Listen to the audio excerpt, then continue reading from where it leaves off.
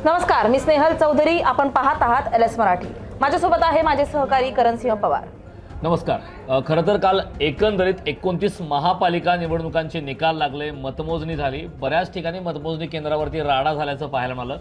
अगदी मध्यरात्रीपर्यंत काही ठिकाणची मतमोजणी सुरू होती आणि फायनल जी आकडेवारी आहे ती आता आपल्या हाती लागली आहे, ज्यामध्ये बहुतांश महापालिकामध्ये भारतीय जनता पार्टी आणि शिंदेच्या शिवसेनेचा विजय झाला आहे. तर आपण प्रत्येक महापालिकेची आकडेवारी जी आहे, अंतिम यादी आहे, सरकार कोणी स्थापन करू शकतं या संदर्भातल्या यादीबद्दल विश्लेषण करणार. सुरुवात करूयात मुंबई महापालिका, ज्या महापालिकेकडे संपूर्ण देशाचं लक्ष लागलेलं होतं.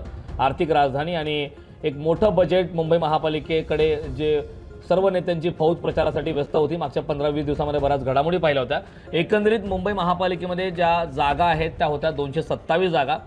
त्या मुंबईमध्ये सर्वात मोठा पक्ष ठरलेला आहे भाजपचे त्या ठिकाणी 89 नगरसेवक निवडून आलेले आहेत. तर शिंदेची शिवसेना यांना 29 जागा मिळाल्या आहेत. महायुतीमध्ये एकत्र येत सरकार स्थापन करणार आहेत अशी शक्यता आहे. तर ठाकरेंच्या सेनेला सरकार जरी स्थापन करता नाही आलं तरी मोठ्या जागा आल्या. तब्बल 65 जागी या ठिकाणी विजय झाला आहे. शरद पवारांची राष्ट्रवादी केवळ एका जागेवरती समाधान मानावं लागलं आहे. तर अजित पवार यांच्या राष्ट्रवादीला 3 जागा केवळ मिळत आहेत. तर काँग्रेसने चांगली मुसंडी मारली आहे. मुंबईमध्ये काँग्रेसचे जे उमेदवार आहेत ते तब्बल 24 ठिकाणी विजयी होत आहेत. MIM पक्षाला 8 जागा मिळत आहेत. तर सर्वात आश्चर्यचकित करणारा निकाल ते म्हणजे महाराष्ट्र नवनिर्माण सेनेला केवळ 6 ठिकाणी विजय मिळत आला आहे. तर इतर पक्षांना सुद्धा 2 जागा मिळत आहेत. एकंदरीत मुंबईमध्ये भारतीय जनता पार्टी आणि शिवसेना जी आहे ती सरकार स्थापन करणार अशी चित्र आहे. मुंबईप्रमाणेच ठाण्यामध्ये पण एक वेगळं चित्र आपल्याला पाहायला मिळतंय. 131 जागांवर निवडणुका लढवल्या गेल्या होत्या. त्याच्यात भाजपाची सत्ता जी आहे ती 28 जागांवर आलेली आहे आणि त्याच्यात बाजी मारलेली आहे शिंदे सेनेने 75 जागांवर. मोठं यश शिंदे सेनेला कुठेतरी आपल्याला पाहायला मिळतं. इथे ठाकरे गटांची शिवसेना हिला 1 जागेवर कुठेतरी समाधान आपल्याला इथे मिळालेलं पाहायला मिळतं. शरद पवारांच्या राष्ट्रवादीला 12 जागेवर कुठेतरी समाधान पाहायला भेटतंय. आपल्याला इथे समाधान मानावं लागलंय त्यांना 12 जागेवर. अजित पवारांच्या राष्ट्रवादीला इथे 9 जागा भेटलेल्या आहेत. तर काँग्रेसनं इथं खाते देखील उघडलेलं नाहीये. MIMला 5 जागा इथे आलेल्या आहेत. मनसेला आश्चर्यकारक इथे जागा खातं उघडता आलेलं नाहीये ठाण्यामध्ये. इतर पक्षाला नाही, अपक्षाला 1 जागा भेटली. तर सत्ता जी आहे भाजप आणि शिवसेनेची स्थापन होताना आपल्याला तिथे पाहायला मिळते. अगदी. आणि शिवसेनेचा महापौर ठाण्यामध्ये बसेल अशी शक्यता आहे, कारण शिंदेच्या जागा खूप जास्त आहेत. तिसरी जी महापालिका पाहतो ती नवी मुंबई आहे. या ठिकाणी तब्बल 111 जागा आहेत. नवी मुंबईमध्ये सर्वात जास्त नुरा कुस्ती पाहायला मिळाली होती. गणेश नाईकांनी थेट शिंदेंना धारेवर धरलं होतं. मोठ्या प्रमाणात आरोप प्रत्यारोप पाहायला मिळाले होते. अगदी एकेरी भाषेचा उल्लेख सुद्धा करण्यात आला होता. या ठिकाणी भाजपला नवी मुंबईमध्ये गणेश नाईकांच्या नेतृत्वात यश मिळालं. या ठिकाणी भाजप 65, शिंदेच्या शिवसेनेला सुद्धा चांगलं यश मिळालं. एकंदरीत 42 ठिकाणी यश मिळत आहे. तर ठाकरेंच्या सेनेला 2 जागा, राष्ट्रवादी शरद पवार पक्षाला या ठिकाणी खाते उघडता आलं नाही. अजित पवार म्हणजे दोन्ही राष्ट्रवादींना या ठिकाणी भोपळा मिळाला असं म्हणायला हरकत नाही. काँग्रेसला सुद्धा खातं उघडता आलं नाही. महाराष्ट्र नवनिर्माण सेना या ठिकाणी सुद्धा केवळ 1 जागी आहे आणि अपक्ष 1. मात्र एकंदरीत विचार केला तर या ठिकाणी भारतीय जनता पार्टीचं सरकार स्थापन होणार, महापौर बसणार अशी शक्यता आहे. त्याचप्रमाणे कल्याण डोंबिवलीमध्ये सुद्धा 122 जागांसाठी लढत झाली होती. त्यात भाजपाला यश मिळाले दिसतंय. सोबतच शिंदे सेनेलाही चांगलंच यश मिळालंय. भाजपा 50 जागांवर विजयी झालेली आहे. तर शिंदे सेना बरोबरीने 54 जागांवर विजयी झालेली आहे. महायुतीचे सरकार इथे स्थापन होऊ शकते असं आपल्याला दिसतंय. ठाकरेंच्या शिवसेनेला 10 जागांवर समाधान मानावं लागलंय. तर शरद पवारांच्या राष्ट्रवादीला 1च जागा तिथे मिळालेली आपल्याला पाहायला मिळते. तर अजित पवारांच्या राष्ट्रवादीला इथे 0 जागा म्हणजे भोपळा मिळालेला आपण पाहतोय. काँग्रेसला 2 जागा, तर मनसेला 5 जागांवर समाधान मानावं लागतंय. MIMने इथे खाते उघडलेलं नाहीये. अपक्षाला पण इथे जागा मिळालेली नाहीये. तर एकूण आपल्याला इथे भाजप आणि शिवसेनेची सत्ता स्थापन होताना दिसते. यानंतर पुढची जी महापालिका आहे उल्हासनगर, मुंबई उपनगराचा हा भाग आहे. उल्हासनगरमध्ये एकंदरीत 78 जागा होत्या आणि त्यापैकी 37 जागा भाजप, शिंदेची शिवसेना 36. या ठिकाणी सुद्धा महायुतीचा मोठ्या प्रमाणात बोलबाला पाहायला मिळाला आहे. एकंदरीत शिवसेना असू द्या किंवा भारतीय जनता पार्टी समसमान जागा या ठिकाणी विजय मिळताना पाहायला मिळते. तर या व्यतिरिक्त काँग्रेसला केवळ 1 जागा, इतर पक्षाला मात्र काही स्थान नाही. आणि या ठिकाणी शिंदेची शिवसेना आणि स्थानिक आघाडी असं मिळत सरकार स्थापन करण्याची शक्यता कल्याण डोंबिवलीमध्ये वर्तवण्यात आली. उल्हासनगरमध्ये सुद्धा तीच परिस्थिती आहे. भिवंडीमध्ये आपल्याला वेगळं चित्र पाहायला मिळतंय. 90 जागांवर इथे लढत झाली होती. त्यात 22 जागा या भाजपाला मिळालेल्या आहेत. शिंदे सेनेला 12 जागांवर समाधान मानावं लागलंय. तर ठाकरेंच्या शिवसेनेने इथे खातं देखील उघडलेलं नाहीये. शरद पवारांच्या राष्ट्रवादीला इथे 12 जागा मिळालेल्या आहेत. शिंदे सेनेला कुठेतरी टक्कर देताना ते पाहायला मिळतात आपल्याला इथे. अजित पवारांच्या राष्ट्रवादीने इथे खातं उघडलेलं नाहीये. काँग्रेसला इथे आघाडी आपल्याला पाहायला मिळते. तर इतर पक्षांना इथे 13 जागा मिळाल्यात. तर इथली एकूण असं चित्र समीकरण आपल्याला दिसते की कोणाचं सरकार स्थापन होईल याचं आपल्याला अंदाज बांधता येत नाहीये. त्रिशंकू परिस्थिती आहे, त्यामुळे सरकार कसं स्थापन होणार याबाबत अद्याप तरी कुठली निश्चितता नाही. पुढची महापालिका आहे पनवेल, ज्या ठिकाणी सुद्धा आपण जागा पाहतो 78 जागा आहेत. 55 ठिकाणी भाजप, शिंदेची शिवसेना 2, ठाकरेंची शिवसेना 5 ठिकाणी आणि राष्ट्रवादी अजित पवार यांचा पक्ष 2 ठिकाणी, अशा प्रकारची आकडेवारी. या ठिकाणी सुद्धा काँग्रेसला केवळ 4 जागा मिळत आहेत आणि इतर पक्षाला 9. असं करत एकंदरीत विचार केला तर पनवेलमध्ये सुद्धा भाजपचाच बोलवाला आणि भाजपचाच महापौर त्या ठिकाणी सरकार स्थापन करेल अशी चर्चा आहे. त्याचप्रमाणे मीरा भाईंदर इथे 95 जागांवर लढत झाली होती. 78 जागा मिळून भाजपने आघाडी गाठलेली आहे. शिंदे सेनेला 3 जागांवर समाधान मानावं लागलंय. काँग्रेसला 13 जागा, तर इतर कोणत्याही पक्षाला इथे आपल्याला आघाडी किंवा विजय मिळालेला दिसत नाहीये. तर एकूण भाजपची सत्ता आपल्याला इथे झालेली पाहायला मिळते. वसई विरार अत्यंत महत्त्वाची महापालिका आहे. या वसई विरार हा खरं तर हितेंद्र ठाकूर यांचा बालेकिल्ला आहे. बहुजन विकास आघाडीचे वर्चस्व राहिले. आपण पाहतो एकूण 115 जागा त्या ठिकाणी होत्या आणि या ठिकाणी आपण पाहतो इथं दिसतंय आपल्याला इतरला 71 जागा. मात्र वंचित या ठिकाणी बहुजन विकास आघाडीचा विजय झाला आहे. बहुजन विकास आघाडीच्याच कदाचित 71 जास्त जागा असणार आहेत. त्यामुळे या ठिकाणी बहुजन विकास आघाडीचं सरकार स्थापन या ठिकाणी भाजपला केवळ 43, शिंदेच्या शिवसेनेला 26 अशी आकडेवारी आहे. त्यामुळे वसई विरारमध्ये पुन्हा एकदा आपला बालेकिल्ला अबाधित राखण्यामध्ये हितेंद्र ठाकूर यांना यश मिळालेलं आहे. नाशिकमध्ये 122 जागांवर लढत झाली होती. त्यात 72 जागा मिळून भाजप पुन्हा एकदा आघाडीवर आपल्याला पाहायला मिळते. शिंदेच्या शिवसेनेला 18 जागांवर यश मिळालेलं आहे. ठाकरेंच्या शिवसेनेला 15 जागांवर कुठेतरी समाधान मानावं लागलंय. अजित पवारांच्या राष्ट्रवादीला 4 जागांवर, तर शरदचंद्र पवारांच्या राष्ट्रवादीने इथं खातं देखील उघडलेलं नाहीये आणि काँग्रेसला 3 जागा, तर मनसेला 1, अशा एकूण भाजपची सत्ता किंवा महायुतीची सत्ता आपण म्हणू शकतो नाशिकमध्ये स्थापन होऊ शकते. पुढची महापालिका आहे मालेगाव. दादा भुसे यांच्यावर जबाबदारी होती. एकूण जागा 84 होत्या आणि दादा भुसेंच्या नेतृत्वात चांगलं यश पाहायला मिळते. एकंदरीत 18 जागी शिंदेची शिवसेनेचे उमेदवार विजय होत आहेत. तर या ठिकाणी MIMला चांगलं यश मिळालं. MIMच्या 21 जागे यश मिळतात. तर स्थानिक आघाडी खरं तर मालेगावमध्ये पुन्हा एकदा स्थानिक आघाडीचा प्रभाव पाहायला मिळाला आहे. स्थानिक आघाड्या आहेत इतर त्या ठिकाणी 40 जागा मिळतात. त्यामुळे मालेगावमध्ये महापौर हा स्थानिक आघाडीचा बसेल अशी शक्यता आहे. त्याचप्रमाणे धुळ्यात परिस्थिती अशी पाहायला मिळाली. एकूण जागा 74 होत्या. तिथे 50 जागांवर भाजपाला आघाडी आणि यश पाहायला मिळालंय.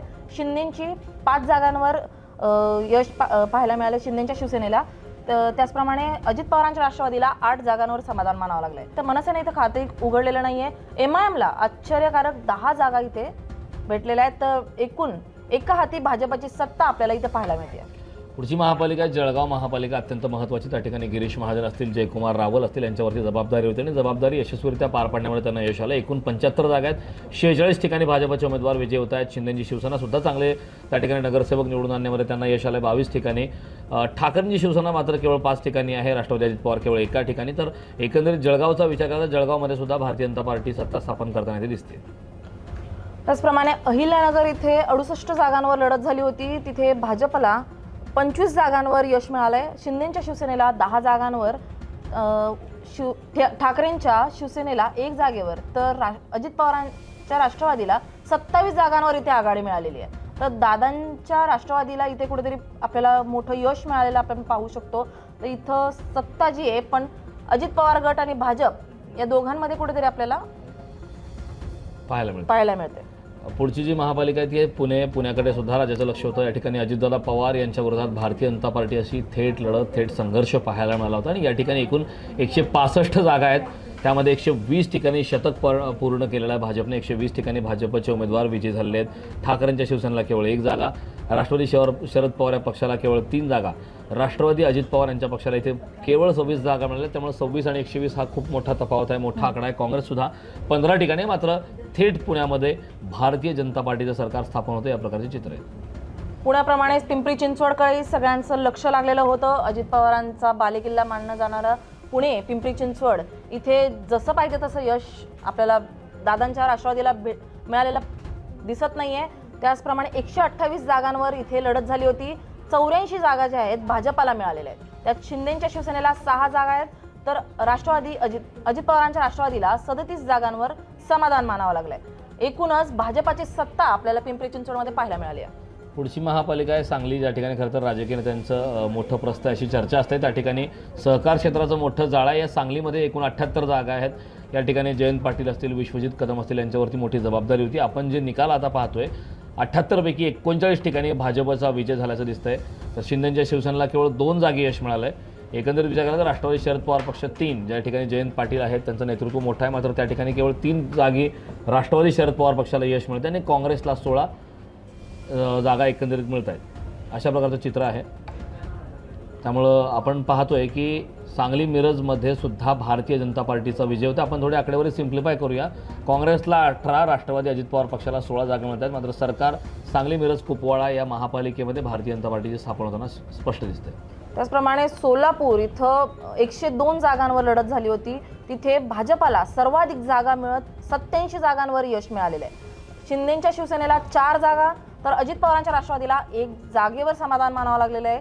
तर काँग्रेसला 2, MIMला 8 जागा मिळालेल्या आहेत. तर एक हाती भाजपाची सत्ता ही सोलापूरमध्ये स्थापन होताना आपल्याला पाहायला मिळते.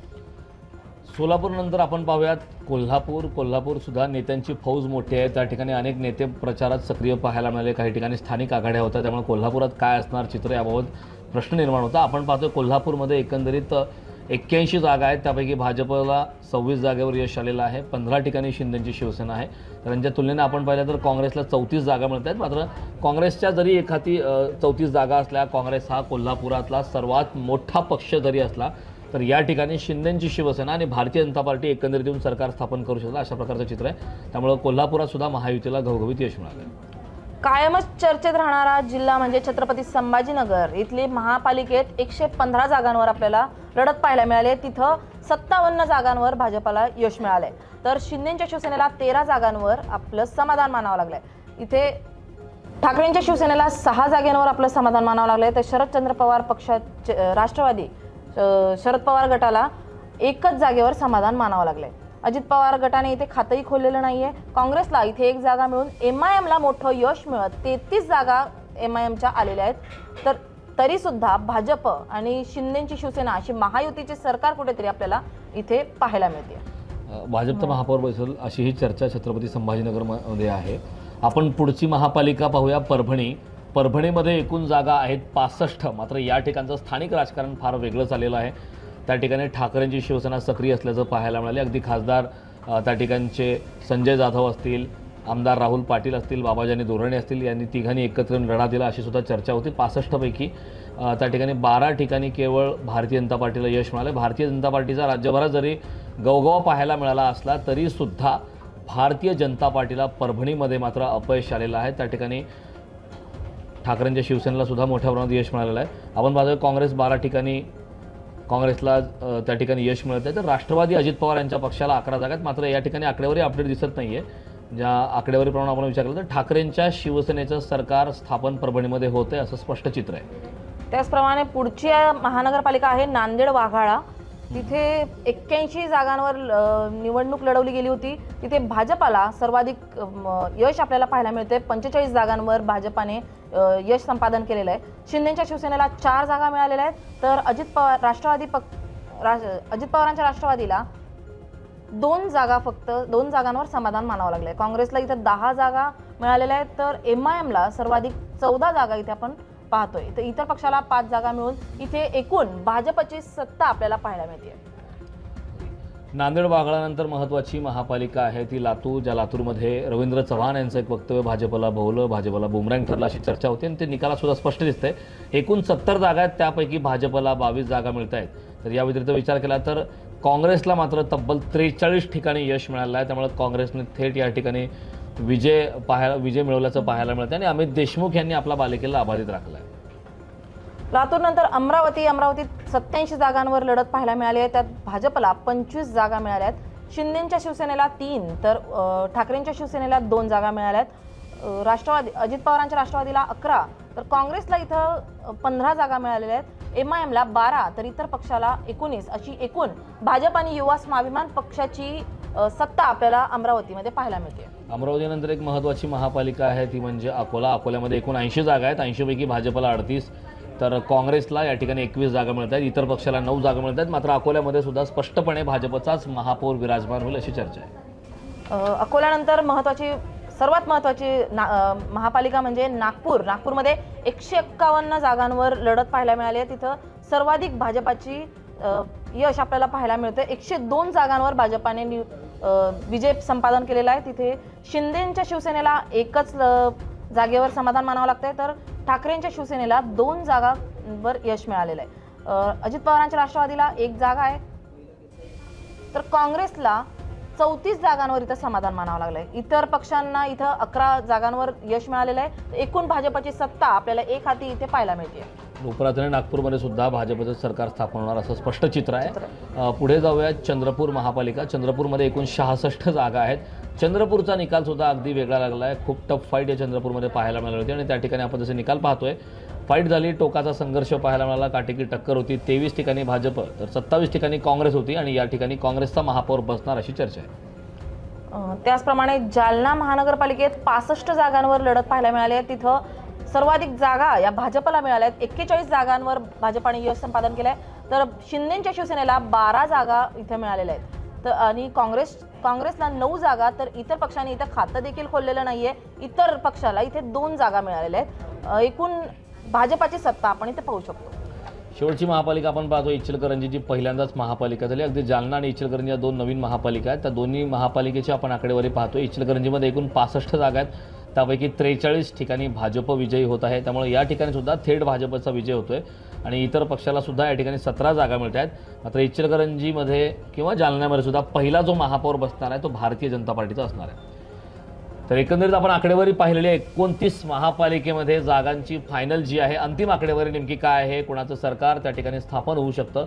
बऱ्याच ठिकाणी महायुतीचा विजय झालेला आहे. मात्र चंद्रपूर असेल, लातूर असेल, या ठिकाणी काही ठिकाणी काँग्रेसचा विजय झालेला आहे. तर परभणीमध्ये ठाकरेंच्या शिवसेनेला मोठं यश मिळालं आहे आणि त्या ठिकाणी सुद्धा महाविकास आघाडीचं सरकार स्थापन होईल. महापौर हा महाविकास आघाडीचा, विशेषतः ठाकरेंच्या सेनेचा बसेल असे चित्र आहेत. यासारख्या ताज्या अपडेटसाठी पाहत रहा LS मराठी.